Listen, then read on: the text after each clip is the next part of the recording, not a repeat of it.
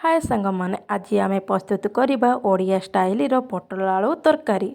पटल आलू तरकारी पाई गोटे पटल को 2 ରୁ 3 पीस करिकी काटिबा।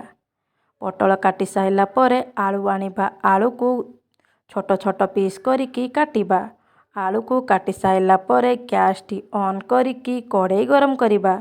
कढ़ाई टी गरम हो गला परे रिफाइन तेल दबा। रिफाइन तेल गरम हो गला परे पटल आलू को भाजिबा। पटल आलू भाजिला समय रे चलंतु मसला प्रस्तुत करिबा। रसुण अदा पियाज ग्राइंडिंग करदबा।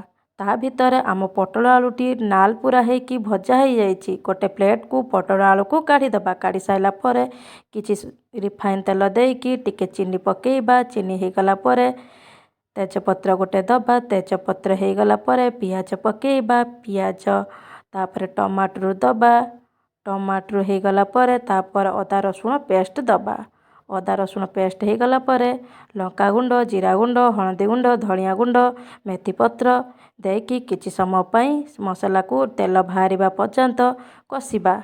मसलाटी कसी हो गला परे ता देहर पटल आलू को पकेइकी कसिबा। पटल आलू को कसी समय कसिला भितरे तापर किछि समय पई घोड़ाई दबा। घोड़ाई दे साइला परे पटल आलू को आमर हो जाइछि।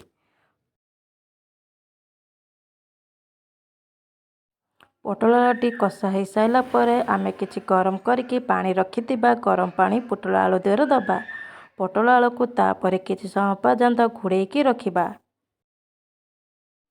पानीटा फुटिकी मरीगला परे आम पटल आलू तरकारी जेमिति पानिया न लागे सेति पाई सेही अनुसार आमे ता देहर गरम मसला पकेइकी सेत पर्यंत आमे फुटे।